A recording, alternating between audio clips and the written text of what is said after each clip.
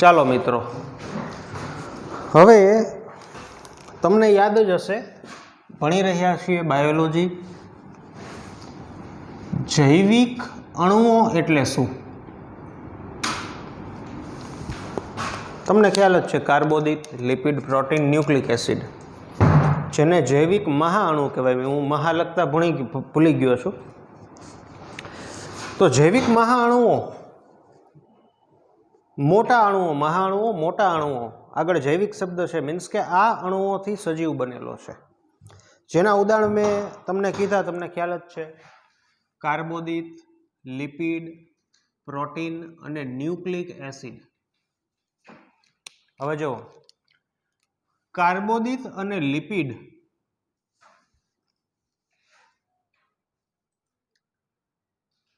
કોષની અંદર એક શક્તિના સ્ત્રોત તરીકે પણ વર્તે છે. લિપિડ અને પ્રોટીન મહદ અંશે કોષની રચનામાં પણ જોવા મળે છે. આજે કોષરસ પટલ છે કે કોષરસ પટલનું વિસ્તૃતીકરણથી બનેલી અંતઃકોષ રસજાળ, ગોલ્ગી કાય વગેરે વગેરે. તો લિપિડ અને પ્રોટીનની જેને કહેવાય બનેલી છે. ન્યુક્લિક એસિડ મીન્સ કે ડીએનએ અને આરએનએ, જે આનુવંશિકતા અથવા લક્ષણો માટે જવાબદાર છે. પણ મારે આજે ચર્ચા કરવી છે પ્રોટીન વિશે. પ્રોટીન,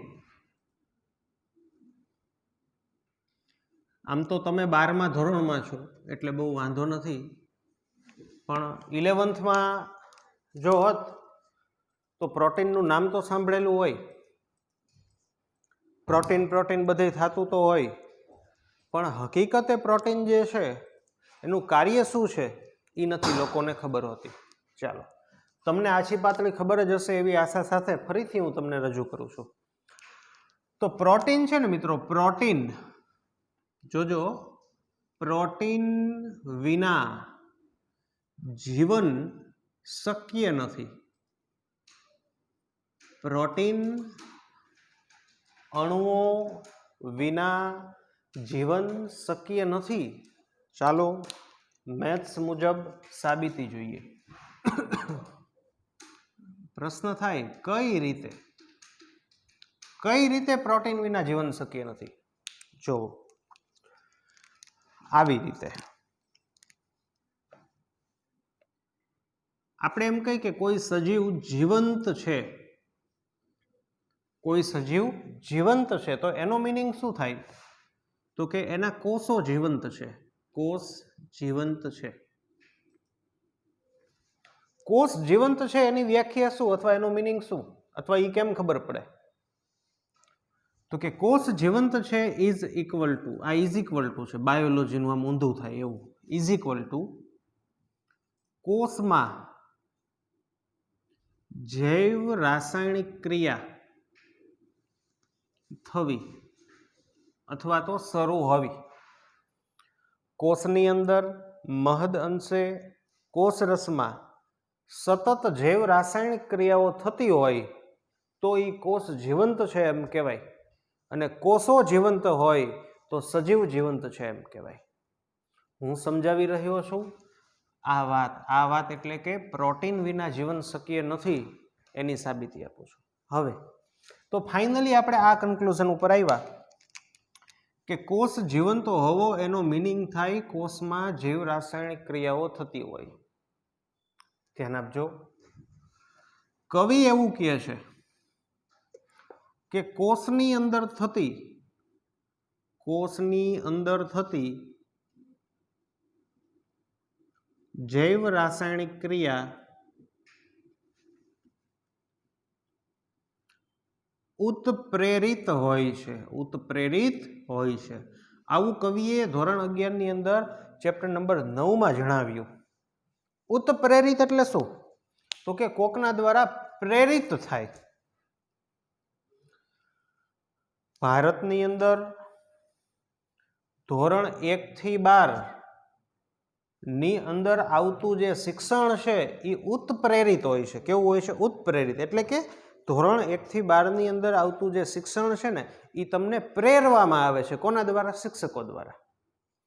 પછી તમે કોલેજમાં જાઓ ખાસ કરીને હું કહું કે તમે પ્રોફેશનલ કોર્સ જોઈન્ટ કરો, એન્જિનિયરિંગ જોઈન્ટ કરો, મેડિકલ જોઈન્ટ કરો, ફાર્મસી જોઈન્ટ કરો કે પેરામેડિકલ લાઈનો જોઈન્ટ કરો, તો એની અંદરનું જે શિક્ષણ છે ને એ સામાન્ય રીતે ઉત્પ્રેરિત નથી હોતું, સ્વયંસ્ફુરિત હોય છે. એટલે કે આપણે બાહ્ય ઉત્તેજના વિના એમનેમ જાતે વાંચીએ છીએ. એની પાછળના ઘણા બધા કારણો છે, એમને પ્રેશર એ હોય આપણી ઉપર. તો કવિ એવું કહે છે કે કોષની અંદર જે જૈવ રાસાયણિક ક્રિયાઓ થાય છે ને એને કોક પ્રેરે છે, એમને નથી થતી. 1 થી 12 ધોરણ સુધી તમને પ્રેરવા પડે ભણાવવા માટે, તમે એમને નથી ભણતા. એવી રીતે કોષની અંદર થતી જૈવ રાસાયણિક ક્રિયા ઉત્પ્રેરિત હોય છે. હું તમને એક્ઝામ્પલ આપું તો પ્રક્રિયક A અને પ્રક્રિયક B વચ્ચે રાસાયણિક પ્રક્રિયા થાય અને નિપજ C બને, તો આને કોક પ્રેરે. સપોઝ કે આ બંને રસાયણો ભેગા થાય છે અને નિપજ તરીકે C બને છે, તો આને કોક પ્રેરે છે. એટલે કે અહીંયા કોક ઉત્પ્રેરક હોય છે. શું હોય છે? ઉત્પ્રેરક, પ્રેરનાર, પ્રેરણા આપનાર. કવિ એવું કહે છે કે અહીંયા ઉત્પ્રેરક તરીકે ઉત્સેચક હોય છે.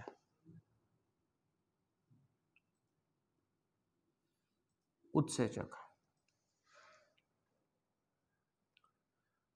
તો પ્રાણીઓની અંદર કોષમાં, કોષ રસમાં થતી જૈવ રાસાયણિક ક્રિયાઓ ઉત્સેચક દ્વારા પ્રેરાય છે અને પરિણમે છે. જો ઉત્સેચક નથી હોતો, કવિ એવું કહે છે કે જો ઉત્સેચક ન હોય તો રાસાયણિક પ્રક્રિયાઓ કોષની અંદર થતી નથી. મહદ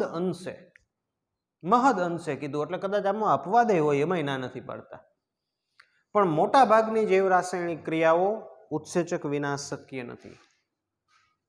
તો જોજો તમે, ઉત્સેચક કે જેની સપાટી ઉપર રાસાયણિક પ્રક્રિયા થાય, તમે આવું બધું ભણશો કેમેસ્ટ્રીમાં, પૃષ્ઠ રસાયણ વિજ્ઞાન, સરફેસ કેમેસ્ટ્રી કહેવાય લગભગ આને. હવે ઉત્સેચક હોય તો રાસાયણિક પ્રક્રિયા થાય, રાસાયણિક પ્રક્રિયા થાય તો કોષ જીવંત છે એમ કહેવાય. કોષ જીવંત છે ઇઝ ઇક્વલ ટુ સજીવ જીવંત છે. હવે આ ઉત્સેચક બનેલા છે શેના? ઉત્સેચક બનેલા છે શેના? ઉત્સેચકો શેના બનેલા છે? તમને અને મને ખ્યાલ જ છે, ઉત્સેચકો પ્રોટીનના બનેલા છે. પ્રોટીનના બનેલા છે.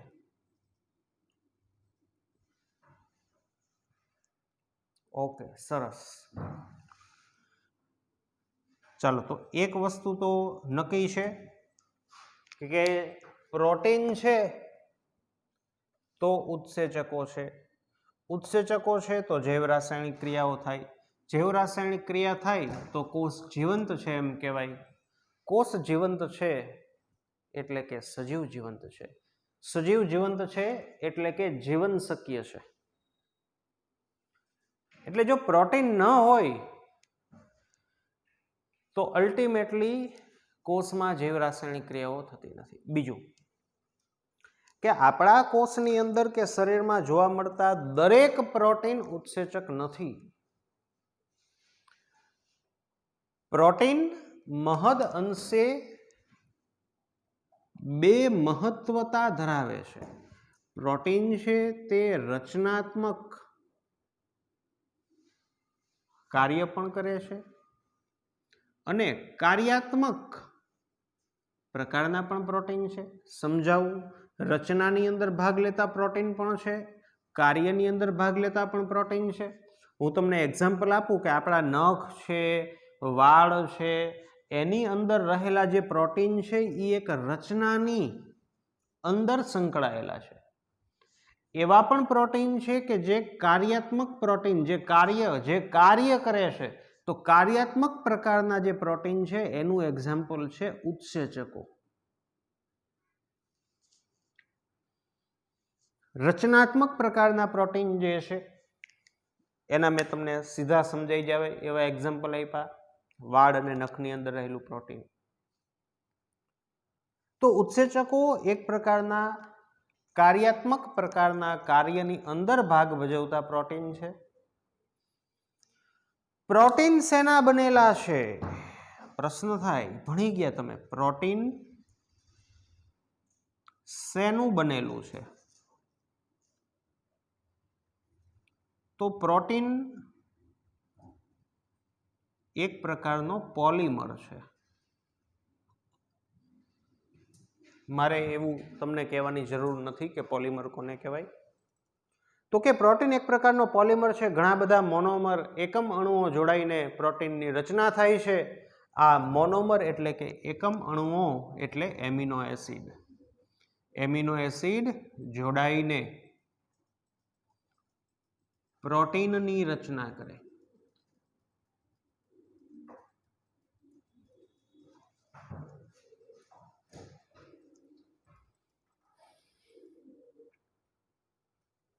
ચાલો જોજો મિત્રો, એક એમિનો એસિડ હોય તો એને એમિનો એસિડ કહેવાય.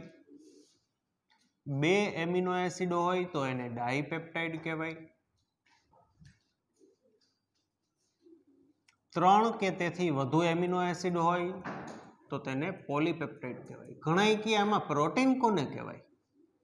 તો મિત્રો આ બધાયને પ્રોટીન જ કહેવાય.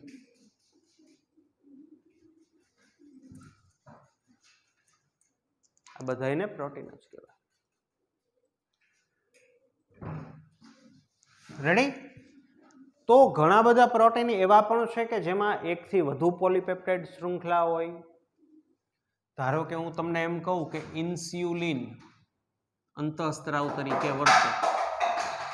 ઇન્સ્યુલિન અંતઃસ્ત્રાવ તરીકે વર્તે. તો ઇન્સ્યુલિન નામના પ્રોટીનની અંદર બે પોલીપેપ્ટાઇડ શૃંખલા હોય. આ amino acid amino acid amino acid કે જે એકબીજા હારે બંધ દ્વારા જોડાયેલા હોય. આ પહેલી પોલીપેપ્ટાઇડ શૃંખલા, આ બીજી પોલીપેપ્ટાઇડ શૃંખલા. બંને પોલીપેપ્ટાઇડ શૃંખલા એકબીજા સાથે ડાયસલ્ફાઇડ બંધથી જોડાયેલી હોય. આ ધારો કે શૃંખલા એ નામ આપું અને બી આપું, તો આખે આખી રચના થઈ અને કહેવાય ઇન્સ્યુલિન પ્રોટીન અણુ કે જે અંતઃસ્ત્રાવ તરીકે વર્તે. 11th હોય તો એમાં ઘણા લોકો આવો પ્રશ્ન પૂછે કે આ અંતઃસ્ત્રાવ તરીકે વર્તે કે પ્રોટીન છે? તો એવા સમયે આપણે એને કંઈ આન્સર ન આપી શકીએ. તમને આન્સર આપી શકાય. ચાલો, તો પ્રોટીન એમિનો એસિડના બનેલા છે. ઘણા ખરા પ્રોટીનની અંદર એકથી વધુ પોલીપેપ્ટાઇડ શૃંખલાઓ જોવા મળે છે. તમને નહીં જ યાદ હોય કે ઉત્સેચક જે છે તે પ્રોટીનનું તૃતીયક બંધારણ ધરાવે છે. ચાલો, એ બાબતે આપણે વધારે નથી જવું, આગળ જોઈએ.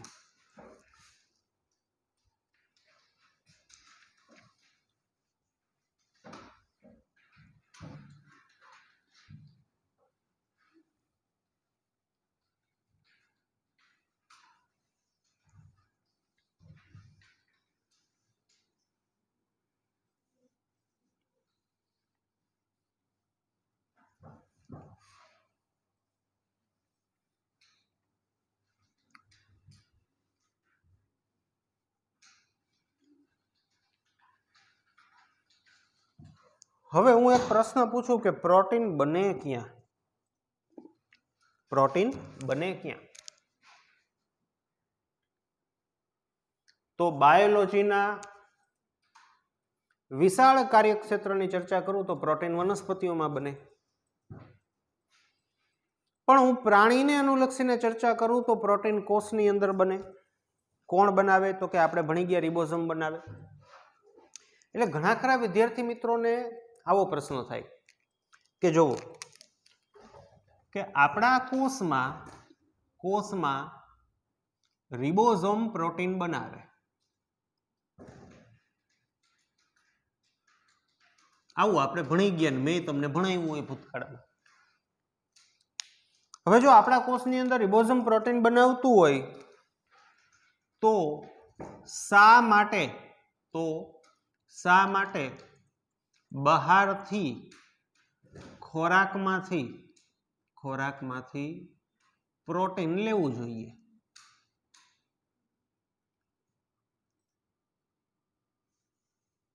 આ એકદમ 11મા ધોરણના ક્વેશ્ચનો છે, પણ એ સમજાય તો 12મામાં જ. ચાલો આનો આન્સર આપી દો. જોવો, સીધી સાયન્ટિફિક વાત કરું છું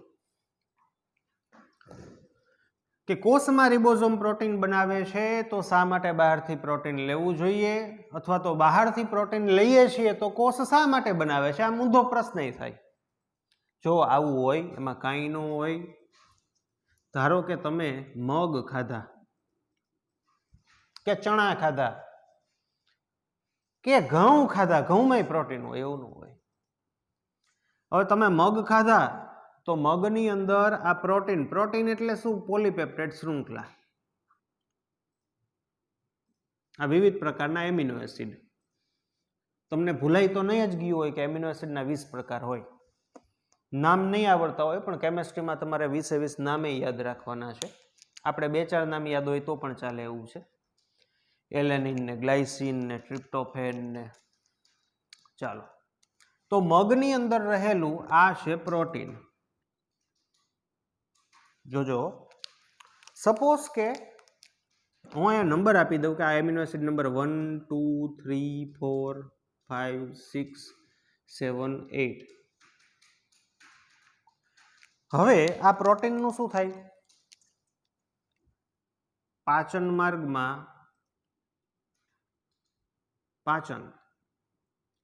પાચન થવું એટલે શું? અણુઓ છૂટા પડે, એટલે કે પ્રત્યેક એમિનો એસિડ છૂટો પડે.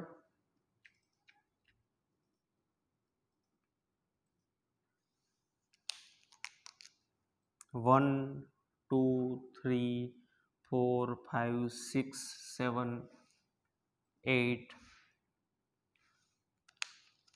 ચાલો, પ્રત્યેક છૂટા પડ્યા. શું છે આ? Amino acid. રેડી? હવે શું થાય? તો કે આંતરમાર્ગની દિવાલના કોષ, એટલે કે આંતરડાની દિવાલના કોષ દ્વારા તેનું શોષણ થાય. શું થાય? શોષણ થાય. પાચન ન થયું હોય તો શોષણ થાય? તો ન થાય. શું કામ? તો કે આ બધા મોટા અણુઓ છે જે કોષરસ પટલમાંથી પસાર ન થઈ શકે. પાચન જ એટલે કરવું પડે કે આ મોટા અણુઓ, હવે સ્ટાર્ચ હોય તો એમાં ગ્લુકોઝના ઘણા બધા અણુઓ જોડાઈને બનતી રચના છે સ્ટાર્ચ. તો એ મોટો અણુ છે એટલે એનું શોષણ ન થાય. શોષણ કરવા માટે તો આપણે એને તોડીએ છીએ, પાચન કરવું પડે. તો આ પાચન થઈ ગયું. હવે શું થાય? આંતરડાની દિવાલ દ્વારા એના જે કોષ છે એના દ્વારા શોષાય, એન્ડ એમિનો એસિડ રુધિરમાં ભળે. ક્યાં ભળે? રુધિરમાં ભળે. હવે શું થાય આગળ? તો કે રુધિરમાંથી એમિનો એસિડ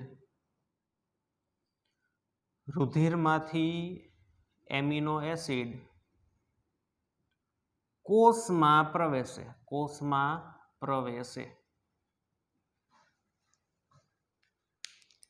તો જુઓ, આ છે કોષ. તો આપણે જે ખોરાકમાં એમિનો એસિડ લીધા હતા એ અંદર વયા ગયા.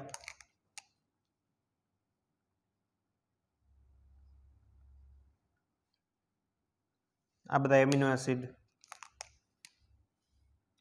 1 2 3 4 5 6 7 8, જો આડાવડા બધા વયા ગયા. હવે શું થાય? હવે એમિનો એસિડ 20 પ્રકારના હોય. આ 20 પ્રકારના એમિનો એસિડ અલગ અલગ રીતે ગોઠવાઈને અલગ અલગ પ્રોટીન બને.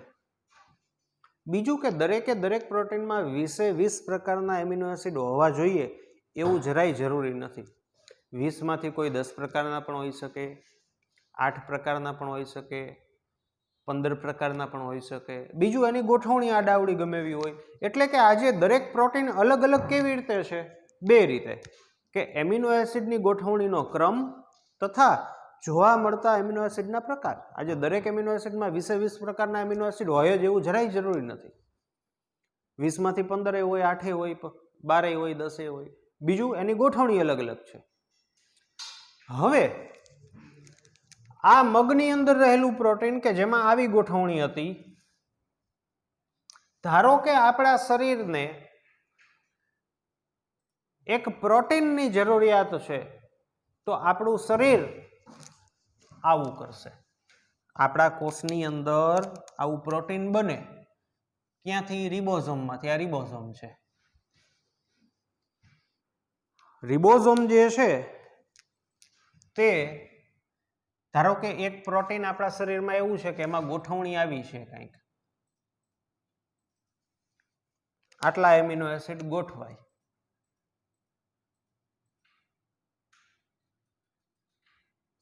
અને આ પ્રકારનું પ્રોટીન જો બનાવવું હોય તો રિબોઝોમ શું કરે? ચલો પેલા કોણ છે? 2 નંબરનો છે, તો 2 નંબરનો છે એ પેલા જાય આમાં, પછી 4 નંબરનો જાય, પછી 5 નંબરનો જાય, પછી 6 નંબરનો, 1 નંબરનો, એની વચ્ચે બંધ બને ને આખી પોલીપેપ્ટાઇડ શૃંખલા બને. આવી રીતે આપણા શરીરમાં પ્રોટીન બને. એટલે આપણા શરીરમાં હકીકતે આનો તારણ શું નીકળે? તારણ એવું નીકળે કે આપણા શરીરમાં બનતા પ્રોટીન અને વનસ્પતિઓની અંદર જોવા મળતા પ્રોટીન અલગ છે. કઈ રીતે? તો કે વનસ્પતિઓની અંદર જોવા મળતા જે પ્રોટીન છે એની અંદર જે એમિનો એસિડની સિક્વન્સ છે, અથવા આ પ્રોટીન છે ને એ આપણા શરીરમાં કાંઈ કામનું નહીં. શું કામ? પહેલી વસ્તુ તો એ કે જો એ કામનું હોય તો પણ ન કામનું. શું કામ? તો કે એનું શોષણ ન થાય. તો બહારથી આપણે શું કરીએ છીએ હકીકતે કુદરતી રીતે? તો કે આ પ્રોટીન લઈ પછી આપણે જરૂર છે ને છે કે આના બિલ્ડિંગ બ્લોક્સ મીન્સ કે એમિનો એસિડની જરૂર છે. આપણે વનસ્પતિઓની અંદર થતા પ્રોટીન અને આપણી અંદર જરૂરી પ્રોટીન જે છે એ અલગ છે. કઈ બાબતે? એમિનો એસિડની ગોઠવણી બાબતે. તો આપણું કોષ છે એ પ્રોટીન જાતે બનાવે, પણ પ્રોટીન બનાવવા માટે એમિનો એસિડની જરૂર પડે. આ એમિનો એસિડ મેળવવા માટે આપણે બહારથી પ્રોટીન જે છે એ લેવું પડે. આટલું જ. એટલે કે કુદરતી રીતે વનસ્પતિઓમાં બનતા પ્રોટીન સીધા જ આપણી અંદર વપરાતા નથી. અચ્છા, તો ઘણી વખત તમારો પ્રશ્ન એવો થાય કે તો શા માટે એવું કહેવામાં આવે છે કે ફલાણું ખોરાક ખાવો જોઈએ જે પ્રોટીનનો સારો સ્ત્રોત છે, ફલાણો ખોરાક પ્રોટીનનો સારો સ્ત્રોત છે? મેં તો એવું કીધું કે પ્રોટીન જે છે એ એનું પ્રોટીન તો એઝ ઇટ ઇઝ વપરાતું નથી. તો જુઓ એનું કારણ આવું છે. તમે કેમિસ્ટ્રીમાં શીખશો કે એમિનો એસિડ 2 પ્રકારના હોય, આવશ્યક અને બિનઆવશ્યક. જેમાં આવશ્યક એમિનો એસિડ છે ને આપણે બિનઆવશ્યક એમિનો એસિડ શું કહેવાય? કોને કહેવાય? તો કે બિનઆવશ્યક એમિનો એસિડ એટલે એવા એમિનો એસિડ કે જે આપણા શરીરની અંદર પણ બની જાય, જ્યારે આવશ્યક એમિનો એસિડ આપણા શરીરમાં ન બને, એને આપણે બહારથી લેવા પડે. તો આજે જે પણ પ્રોટીનના સારા સ્ત્રોત તરીકે ઓળખાય છે એવા જે પણ ખોરાક છે, એવા ખોરાકની અંદર આવશ્યક એમિનો એસિડ હોય. એટલા માટે આપણે એવા ખોરાકને પ્રોટીનનો સારો સ્ત્રોત છે તેવું જણાવીએ છીએ અથવા એવી રીતે ઓળખીએ છીએ. ચાલો, એટલે મેં તમને એટલું શીખવાડ્યું મિત્રો કે આપણા શરીરની અંદર પ્રોટીન બને, પણ આ પ્રોટીન બનાવવા માટે એમિનો એસિડની જરૂર પડે. આ એમિનો એસિડ છે આપણે ક્યાંથી લઈ આવીએ? તો કે એના માટે આપણે કંઈક ખાવું પડે. તમે માંસ ખાવ, મટન ખાવ, મીન્સ કે વનસ્પતિઓ ખાવ, આપણે મેઇન બિલ્ડિંગ બ્લોક્સ જોઈ છે, એટલે કે એમિનો એસિડ જોઈ છે. ચાલો, તો આટલી વાત હું અહીંયા રાખું છું. મગજમાં રાખજો. તમને એમ થશે કે ધોરણ 11 ચાલુ થયું એટલે જ મેં શરૂઆતમાં લખ્યું હતું 12મું ધોરણ છે. આ જનીન વિદ્યાનો પાયો છે.